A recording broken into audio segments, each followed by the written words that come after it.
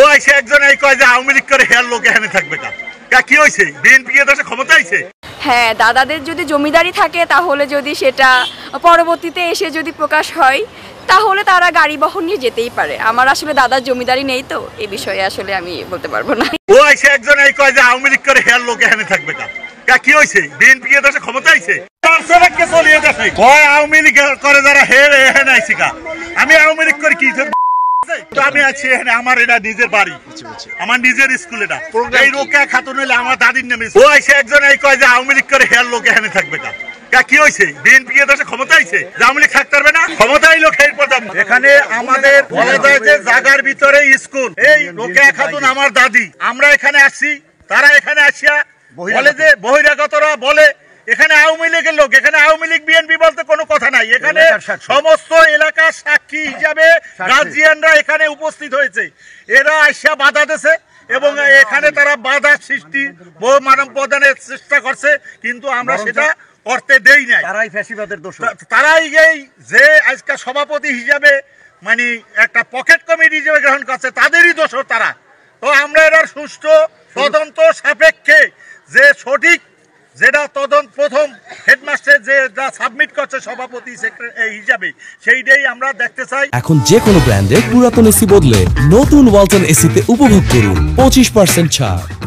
এবং এই সভাপতি যে নতুন হয়েছে, এইটা আমরা যারা এই সেকেরাড ইউনিয়নের, বিশেষ করে সেকেরাড ইউনিয়নের বিএনপির লোকজন বা ছাত্রীর বাবারা যারা এরা গার্জিয়ানরা, এরা কেউ এই সভাপতি চায় না, জুবায়ের আহমেদকে সভাপতি চায় না। নতুন কমিটি যাতে গঠিত হয় সেইটাই আমাদের গ্রামবাসীর বা এই স্কুলের যারা গার্জিয়ানের পক্ষ থেকে, নাগরিক বিএনপি বা নাগরিকের পক্ষ থেকে আমরা এটাই চাচ্ছি। স্কুলের সাথে আমরা বরাবরই রিলেটেড, আমাদের আত্মীয় না, আমার দাদির নামে স্কুল, যেখানে আমরা এখানে আসতেই পারি, এখানে কোনো বিএনপি আওয়ামী লীগ না। আমি যে স্কুলের একজন এই আমার ভাই সহ সভাপতি ছিল, জনপ্রতিনিধি হিসেবে এখানে আসতেই পারি। এখানে আমি মনে করি না কোনো বিএনপি আওয়ামী লীগ হিসেবে এখানে কেউ আছে।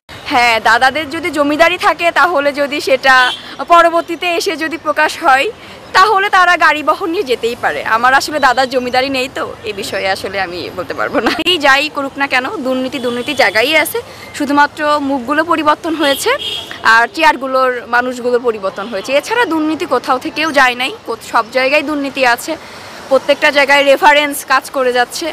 রেফারেন্সের কথা যদি আমি বলি, আমাদের বড় বড় যাদেরকে আমরা একটা সময় মনে করেছি যে যারা দেশ চালাইতে পারবে, তাদের দ্বারা আমরা রেফারেন্স দেখে যাচ্ছি, তাদের কাছ থেকেও রেফারেন্স পেয়ে যাচ্ছি। দল হোক বা পুরাতন দল হোক, যে দলেরই হোক না কেন, তাদের একটা জিনিস মাথায় রাখা উচিত, ক্ষমতায় বসলে শুধুমাত্র জনগণের উন্নয়নের জন্য জানি ক্ষমতায় বসে, নিজের পকেট ভারী করার উদ্দেশ্যে জানি কখনো কেউ ক্ষমতায় না বসে। জনগণের কথা আগে ভাববে যে আমার জনগণ, দেশের জনগণ 3 বেলা খেতে পারছে কিনা, খেতে পারবে কিনা, এই বিষয়টা নিশ্চিত করে যেন তারা ক্ষমতায় বসে।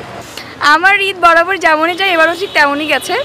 তবে হয়তোবা কিছু কিছু মানুষের জন্য, বিভিন্ন দলের জন্য এটা সুবিধার ছিল, মজার ছিল। আমার ঈদ নর্মালি যেমন ছিল তেমনই গেছে। নর্মালি প্রতিবার যেভাবে ঈদ আমি কাটাই, তবে এবার আসলে ঈদটা আমার জন্য একটু দুঃখের ছিল, বিকজ আমার আম্মু একটু অসুস্থ, এটার জন্য আমার ঈদটা অতটা ভালো যায় নাই। তাছাড়া আলহামদুলিল্লাহ সব কিছু মিলিয়ে ভালো গেছে। হ্যাঁ, আমি হোম টাউনে, মানে আমার গ্রামের বাড়ি কুষ্টিয়াতে, কিন্তু আমার জন্ম থেকে আসলে ওখানে বড় হয়ে ওঠা হয়নি। ওই ঈদ করতে বা কোনো অকেশনালি আসলে যাওয়া হয়, এখন পর্যন্ত যাওয়া হয়, এটাই। আমি এখন ঈদের মার্কেটে, আমি এবার ঈদের করিনি, আমার ঈদের মার্কেট করা হয় নাই, আমি এই জন্য আসলে এই বিষয়টাতে জানি না। আর হচ্ছে কেনাকাটার কথা বলবো, হ্যাঁ, ক্রেতারা ভালো থাকলে, দেশের মানুষ ভালো থাকলে তো সেটা অবশ্যই ভালো বলা উচিত। আর গ্রামের বাড়িতে ঈদ করতে কার না ভালো লাগে, যেখানে সবাই পরিবারের একসাথে ঈদ করতে আসলে ভালো লাগে। আমারও তার ব্যতিক্রম না, আমারও অবশ্যই ভালো লাগে। আমি বাসায় গেছি, গাড়ি নিয়ে গেছি, অ্যাম্বুলেন্সে গেছি, আমার আম্মু অসুস্থ ছিল, অ্যাম্বুলেন্সে গিয়েছি আর কি ঈদ করতে। এটা আমার কথা বাদ, আর আপনি যে পরিপ্রেক্ষিতে কথা বললেন, হ্যাঁ, দাদাদের যদি জমিদারি থাকে তাহলে যদি সেটা পরবর্তীতে এসে যদি প্রকাশ হয় তাহলে তারা গাড়ি বহন নিয়ে যেতেই পারে। আমার আসলে দাদার জমিদারি নেই, তো এই বিষয়ে আসলে আমি বলতে পারবো না। হ্যাঁ, আচ্ছা, এবার এটাই তো বললাম, এই যে আমাদের একটা জমিদারিটা প্রকাশ করিনি, যদি জমিদারি চুরি হয়ে যায় বা দখল হয়ে যায়, এই জন্য হয়তো বা এত বছর জমিদারিটা প্রকাশ করেনি তারা, এখন হয়তো বা জমিদারি প্রকাশ করছে যে হঠাৎ করে তাদের এরকম কোটি কোটি টাকার গাড়িতে চড়ার মতো সামর্থ্য আছে, এই জন্য তারা হয়তো বা চড়ছে। আমার দাদা আসলে জমিদার ছিল না, আমি আসলে জানি না। এই আমার দাদা জমিদারি আমি দেখিনি আসলে। হ্যাঁ, আমার জমিদারি নাই, আমি এই কোটি টাকার গাড়িতে চড়ে বাড়িতেও যাই নাই। সব থেকে বড় কথা, এখন যে যার মতো স্বাধীন রাষ্ট্রে যে যার মতো যা ইচ্ছা করে যাচ্ছে। এখন আপনার দাদার জমিদারি আজ থাকলে দেখান, না থাকলে না দেখান, ব্যাপারটা আসলে এমন হয়ে গেছে। আমার দাদার জমিদারি নাই, আমি এগুলো দেখাইতেও পারবো না। তো এগুলো আসলে বলে লাভ নেই। দুর্নীতি আসলে ছিল না কবে, বাংলাদেশের দুর্নীতি, বাঙালি ওই স্বর্গে গেলে ওই ঢেকি, একটা কথা আছে না, ঢেকি স্বর্গে গেলেও ধানি ভানে, ওই বাঙালি সে একই অবস্থা, যে যেখানেই যাই করুক না কেন দুর্নীতি জায়গায় আছে, শুধুমাত্র মুখগুলো পরিবর্তন হয়েছে আর চেয়ারগুলোর মানুষগুলোর পরিবর্তন হয়েছে। এছাড়া দুর্নীতি কোথাও থেকেও যায় নাই, সব জায়গায় দুর্নীতি আছে, প্রত্যেকটা জায়গায় রেফারেন্স কাজ করে যাচ্ছে। রেফারেন্সের কথা যদি আমি বলি, আমাদের বড় বড় যাদেরকে আমরা একটা সময় মনে করেছি যে যারা দেশ চালাইতে পারবে, তাদের দ্বারা আমরা রেফারেন্স দেখে যাচ্ছি, তাদের কাছ থেকেও রেফারেন্স পেয়ে যাচ্ছি। তো এখানে দুর্নীতি তো না থাকার কোনো কিছু আমি দেখি না। দুর্নীতি আছে, দুর্নীতি কেন থাকবে না? বাংলাদেশ মানেই দুর্নীতি।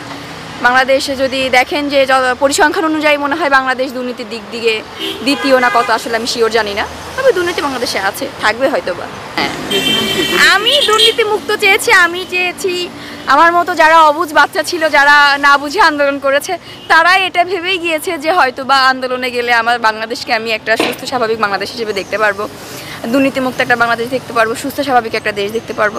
বাট আমাদের আশা অনুযায়ী আসলে কিছুই হয়নি। দেশের জায়গায় আছে, শুধুমাত্র এই মানুষগুলো চেঞ্জ হয়ে গেছে। না হলে যে আপনি একটু আগেই বললেন যারা ট্রেনে ঝুলতে বাসায় গেছে, তারাই এখন গাড়িতে করে কিভাবে বাসায় যায়, এটাই দ্বারা হচ্ছে তার প্রমাণ। কোটি টাকার গাড়ির বহর, যাই হোক, হ্যাঁ, এটা দ্বারাই বোঝায় যে বাংলাদেশে দুর্নীতি এখনো আছে। হ্যাঁ, আচ্ছা, হ্যাঁ, ক্ষমতার লোভ সব থেকে বড় একটা জিনিস। ক্ষমতার লোভ মানুষকে মানে এমন নিচু জায়গায় নিয়ে যেতে পারে, যেটা আসলে ভাবনার বাইরে। ক্ষমতার লোভ আসলেই অনেক বাজে। ক্ষমতার জন্য মানুষ কি না করতে পারে তার বড় উদাহরণ আমরা দেখে এসেছি কিছুদিন আগে, 5ই আগস্টে দেখে এসেছি যে ক্ষমতা মানুষকে কই নিয়ে যাইতে পারে। এখন ক্ষমতায় বসলে আমি হই, আপনি হন, যেই হন না কেন, সবাই চেঞ্জ হয়ে যায়।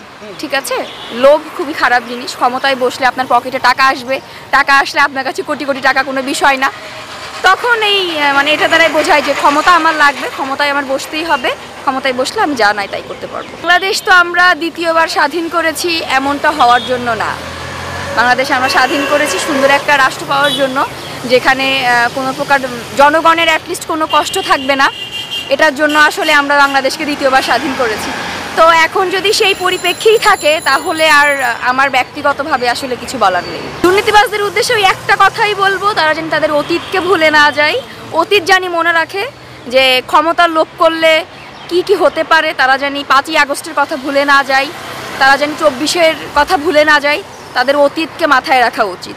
সে যেই হোক না কেন, সে যে দলেরই হোক না কেন, সে নতুন দল হোক বা পুরাতন দল হোক, যে দলেরই হোক না কেন, তাদের একটা জিনিস মাথায় রাখা উচিত, ক্ষমতায় বসলে শুধুমাত্র জনগণের উন্নয়নের জন্য জানি ক্ষমতায় বসে, নিজের পকেট ভারী করার উদ্দেশ্যে জানি কখনো কেউ ক্ষমতায় না বসে। জনগণের কথা আগে ভাববে যে আমার জনগণ, দেশের জনগণ 3 বেলা খেতে পারছে কিনা, খেতে পারবে কিনা, এই বিষয়টা নিশ্চিত করে যেন তারা ক্ষমতায় বসে।